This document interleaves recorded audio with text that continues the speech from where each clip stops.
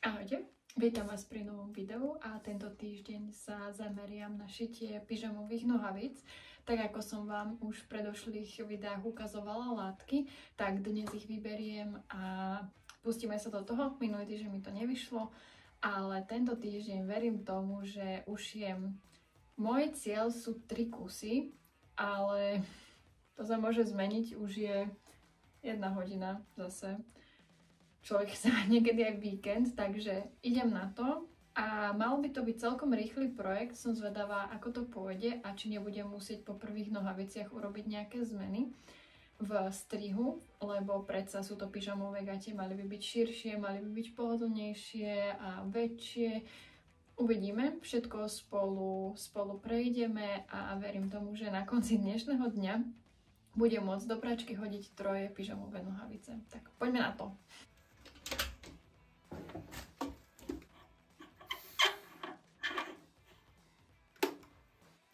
Ešte tu mám nejaké pozostatky z minulého týždňa a chcem vám ukázať, že vlastne po šiti týchto viest nejde nič do koša, pretože tento materiál je veľmi dobrý do vankúšov a keď sa tu nenachádza žiadny nejaký tvrdý kus tej látky, tak to kľudne môže ísť do toho vankúša aj s tou látkou, vôbec to tam nevadí, takže keď budem na budúce plniť vankúše, niekde som si ešte nechala ďalšie kúsky,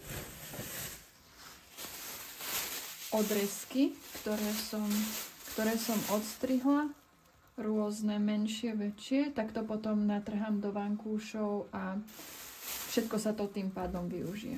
Už si nahrievam žehličku a teda skôr ako budem šiť, si musím pripraviť látky. Ešte neviem, ktorá bude prvá, ale čo mám v hlave, tak bola vždy teda táto, takže asi pôjdem s tou. Je najjemnejšia z nich, tieto sú také hrubšie.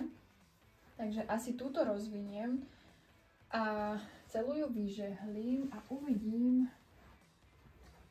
ako mi vychádzajú tie nohavice. Strašne sa na to teším, no tu vyzerá, že je dosť veľa látky. Z tohto bude tak 3 alebo 4 nohavice. No som myslela, že ju miniem. Asi ju ešte nebudem vedieť minúť. Rozhodla som sa, že ju teda nebudem žehliť, lebo je to zbytočné. Vyžehlila by som ju a zvyšok látky by som aj tak odložila naspäť poskladaný do skrine, čiže rovnako by bola pokrčená. Ale ukážem vám, aké zmeny v strihu budem robiť, pretože toto je na elastické nohavice látka, táto konkrétne nie je elastická. Takže predĺžovať to nebudem, to vôbec nie je potrebné, ale chcela by som zvýšiť pástu, sú to predsa len pyžamové nohavice a v tejto časti chcem, aby boli pohodlné. Pôjde tam ešte 5 cm gumička, čo je super, ale nechcem, aby ma to nejako tlačilo, takže tuto to budem zväčšovať a nejako sa ešte pohrám s touto časťou. Chcela by som toto trošku predĺžiť a tu zväčšiť. Toto je zadný diel, tým pádom tuto musím klásť väčší dôraz na to, aby táto časť bola väčšia, keďže v zadnej časti máme zadok, ktorý je väčší ako predok. Čiže skúsim to tuto nejako predĺžiť, ešte viacej to tak zahnúť a tuto predĺžiť. A možno ešte spravím to, že tuto pridám možno 2-3 cm, aby to bolo ozaj širšie a aby tá gumička sa vedela roztiahnuť čo najviac. Takže poďme na to.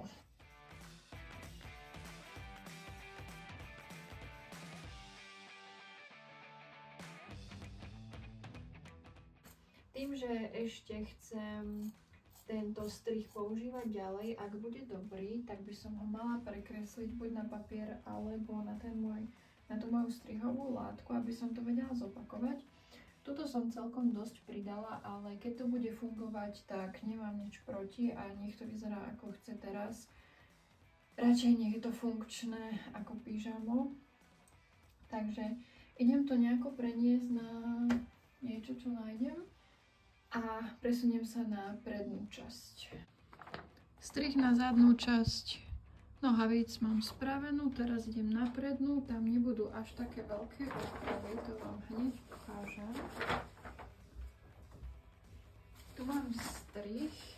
tam je tá predná strana, táto trošku menšia. Ja ju predsa trošku zväčším, ale nie o toľko. Zarovnám to tu, čo budú asi tie 3 cm. A ďalej to nebudem už rozširovať. A jediné, čo spravím je, že tu pridám tie 3 cm, tak ako som to spravila aj na druhej strane.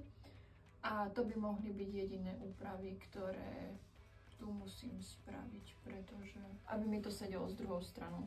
A potom tým pádom, že už budem mať strih na pyžamové nohavice, ak by boli nejaké úpravy, tak už to môžem robiť tu konkrétne na tom strihu a nie na tomto, ktorý je určený pre niečo úplne iné.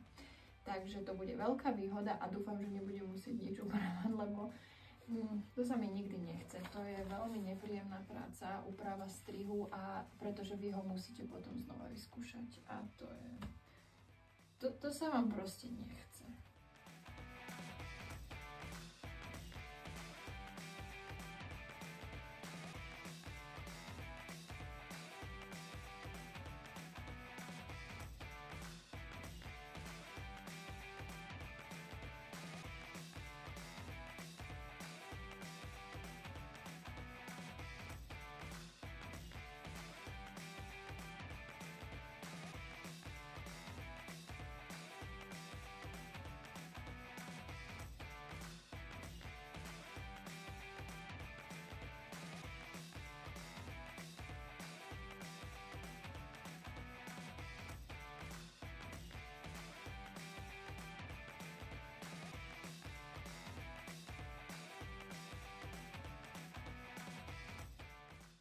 Nohavice mám hotové. Strih vyšiel na 200%. Gumička, ako to mám rada, voľná. Nohavice voľné, viem v tom robiť čokoľvek. Takže ja som veľmi spokojná. Je to dokonca extra dlhé, nie je to dobre vidieť, ale je to až po zem, čiže keď si láhnem na gauč a zdvihnem si nohu, tak mi nebude trčať polka lítka, čo je extra super. Ja teraz idem tento strih použiť na ďalšie dvoje nohavice. Posnažím sa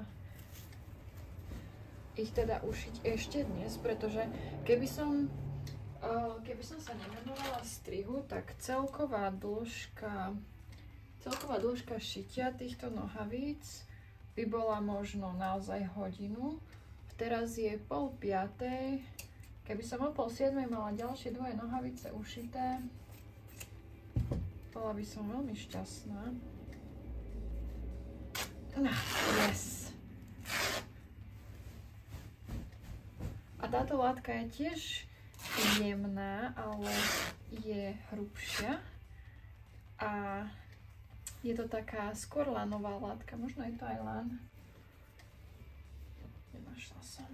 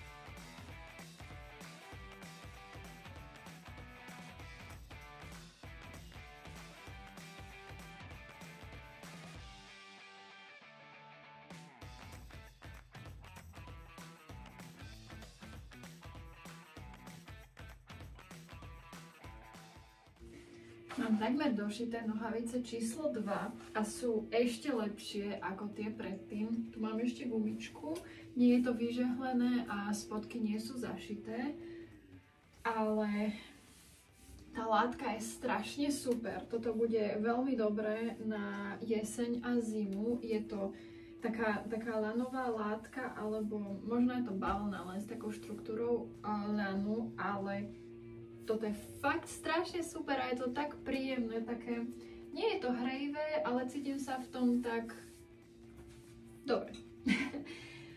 Idem to dokončiť, trvalo mi to cca hodinu, kým som to vystrihla, kým som to ušila.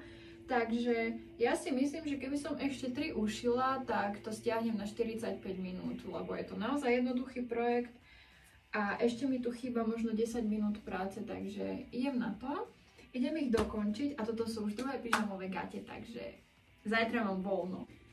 Takže tento víkend sa mi podarilo ušiť pyžamové nohavice číslo 1, pyžamové nohavice číslo 2, a vytvorila som strih na tieto pyžamové nohavice.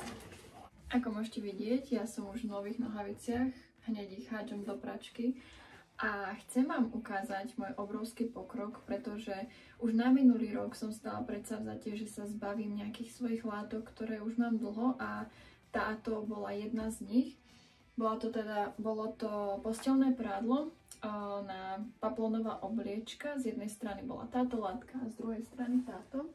A ja som vám hovorila na začiatku, že by som chcela aj z tejto spraviť, ale keď mne sa táto tak veľmi páči, samostatne, ona je taká pásikovaná. A rozmýšľam, že by som z nej urobila letný topík, pretože ona je naozaj taká lanová, lahúčka, tenučka. Že ešte si ju nechám, takže z tohto nebudem šiť teraz pyžamové nohavice. A aj preto, že mi došli gumičky a už by som nemala čo dať do pása. Ale budem šiť neskôr z ďalších látok, ešte mám tie kvetinkové a tie dve, čo je to, nie je to fleece, flanelové. Takže ešte z tých by som chcela 4 ďalšie gate spraviť. A chcem vám ukázať môj obrovský pokrok. Na tejto poličke nebolo miesto, odkedy som sa sem presťahovala do tejto šitiarne. A teraz by som sem dala ešte 2 látky ďalšie, takže za mňa, ja sa tak veľmi z toho teším. Budúci týždeň verím tomu, že sa dostanem k ďalším vestám. Chcela by som sa zbaviť tých svetrov, ktoré som vám ukazovala predtým, tým, že minulý týždeň som robila na strihu. Tento týždeň ďalší týždeň ho trošku prerobím, aby lepšie sedel, aby bol dlhší, aby bol širší. A myslím si, že by som sa mohla zbaviť tých 3 svetrov, ktoré som vám ukázala. A plus tam mám ešte nejaké ďalšie látky, tie možno hodím sem, ale som veľmi rada, ako to celé postupuje, že látky sa míňajú, že mám chuť šiť, uvidím, ako to bude ďalej. Ale stále mám nápady, stále viem, že čo by som asi chcela šiť. A ide plesová sezóna. My sme plesy minulý rok vynechali, ale veľmi by som chcela, aby sme sa tento rok na nejaký dostali. A už mám v hlave nápad na šaty, takže aj to by som chcela ešte v tejto sezóne skúsiť a spraviť teda. Musím to zvládnuť. Takže vidíme sa pri ďalších videách. Verím, že toto sa vám páčilo, že nebolo extrémne dlhé. Keď áno, tak ma to veľmi mrzí, ale chcela som vám ukázať čo najviac. Ak sa vám teda páčilo, dajte like, odber, komentujte, budem veľmi rada a vidíme sa pri ďalšom. Ahojte.